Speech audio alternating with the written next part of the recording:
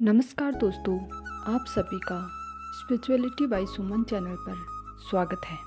आइए आज सुनते हैं कार्तिक मास महात्म्य की छठी कथा, जिसके सुनने से सब पाप नाश हो जाए। कार्तिक महात्म्य का लिखूं छठा अध्याय।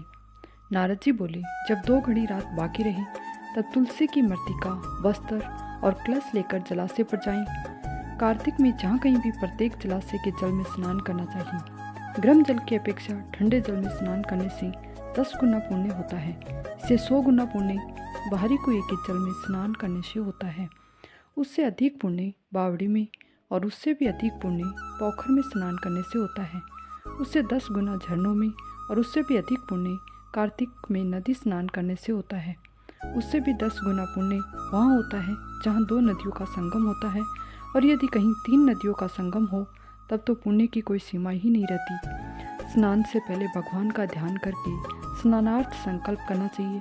फिर तीर्थ में उपस्थित देवताओं को क्रमशः अर्घ्य, आचमन आदि देना चाहिए। अर्घ्य मंत्र इस प्रकार है: हे कमलनाथ, आपको नमस्कार है। हे जलसाई भगवान, आपको प्रणाम है। हे ऋषिकेश, आपको नमस्कार है। मेरे दिए अर्घ्य को आप ग्रहण करें। बैंकुट, प्रयाग तथा बद्रिकाश्रम में जहाँ कहीं भगवान विष्णु गए हैं वहाँ उन्होंने 3 प्रकार से अपना पांव रखा था। वहाँ पर ऋषि, वेद, यज्ञों सहित सभी देवता मेरी रक्षा करते रहे। हे जनार्दन, हे दामोदर, हे देवेश, आपको प्रसन्न करने हेतु मैं कार्तिक मास में विधि विधान से ब्रह्म मुहूर्त में स्नान कर रहा हूँ। आपकी कृपा से मेरे सभी पापों का नाश हो। हे प्रभु, कार्तिक मास में व्रत तथा विधि पूर्वक स्नान करने वाला मैं अर्घ्य देता हूँ।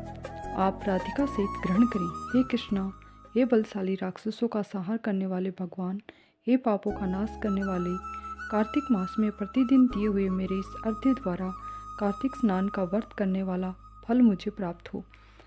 उसके बाद विष्णु, शिव तथा सूर्य का ध्यान करके जल में प्रवेश कर नाभि के बराबर जल में खड़े होकर विधि पूर्वक स्नान करना चाहिए। गृहस्थी को तिल और आंवले का चूर्ण लगाकर तथा विधवा स्त्री व यति को तुलसी की जड़ की मीठी लगाकर स्नान करना चाहिए। सप्तमी, अमावस्या, नवमी, त्रयोदशी, द्वितीया, दशमी आदि तिथियों को आंवला तथा तिल से स्नान करना वर्जित है।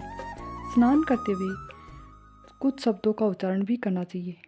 जिस भक्ति भाव से भगवान ने देवताओं के कार्य के लिए 3 प्रकार का रूप धारण किया था, वही पापों का नाश करने वाले भगवान विष्णु अपनी कृपा से मुझे पवित्र बनाए। जो अमनुष्य भगवान विष्णु की आज्ञा से कार्तिक व्रत करता है, उसकी इंद्रादि सभी देवता रक्षा करते हैं। इसलिए वह मुझको पवित्र करें। बीजों, रहस्यों तथा यज्ञों, वेदों के मंत्र, कश्यप आदि ऋषि, इंद्रादि देवता मुझे पवित्र करें। अदिति आदि सभी नारियां, यज्ञ सिद्ध सर्प और समस्त औषधियाँ व तीनों लोगों के पहाड़ मुझे पवित्र करें। इस प्रकार कहकर स्नान करने के बाद मनुष्य को हाथ में पवित्री धारण करके देवता, ऋषि, मनुष्यों तथा पितरों का विधि पूर्वक तर्पण करना चाहिए। तर्पण करते समय तर्पण में जितने तिल रहते हैं उतने वर्ष पर्यंत व्रती के पितृगण स्वर्ग में वास करते हैं। उसके बाद व्रती को जल से निकलकर शुद्ध वस्त्र धारण करने चाहिए। सभी तीर्थों के कार्य से निवृत्त होकर पुनः भगवान विष्णु का पूजन करना चाहिए। सभी तीर्थों के सारे देवताओं का स्मरण करके भक्ति पूर्वक सावधान होकर चंदन, फूल और फलों के साथ भगवान विष्णु को फिर से अर्घ्य देना चाहिए। अर्घ्य के मंत्र इस प्रकार हैं: मैंने पवित्र कार्तिक मास में स्नान किया है। हे विष्णु, राधा के साथ मेरे दिए अर्घ्य को ग्रहण करें। उसके बाद चंदन, फूल और तांबुल आदि से वेदपाठी ब्राह्मणों का श्रद्धापूर्वक पूजन करें और बारंबार नमस्कार करें। ब्राह्मणों के दाएं पांव में तीर्थों का वास होता है, मुंह में वेद और समस्त अंगों में देवताओं का वास होता है।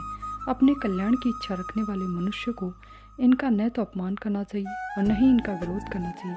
फिर एकाग्रचित्त होकर भगवान विष्णु की प्रिय तुलसी जी की पूजा करनी चाहिए। उनकी परिक्रमा करने से उनको प्रणाम करना चाहिए। हे देवी, हे तुलसी, देवताओं ने ही प्राचीन काल से तुम्हारा निर्माण किया है और ऋषियों ने तुम्हारी पूजा की है। हे विष्णु प्रिया तुलसी, आपको नमस्कार। आप मेरे समस्त पापों को नष्ट करो। इस प्रकार जो मनुष्य भक्तिपूर्वक कार्तिक वर्ष का व्रत का अनुष्ठान करते हैं, वे संसार के सुखों का भोग करते हुए अंत में मोक्ष को प्राप्त करते हैं। धन्यवाद।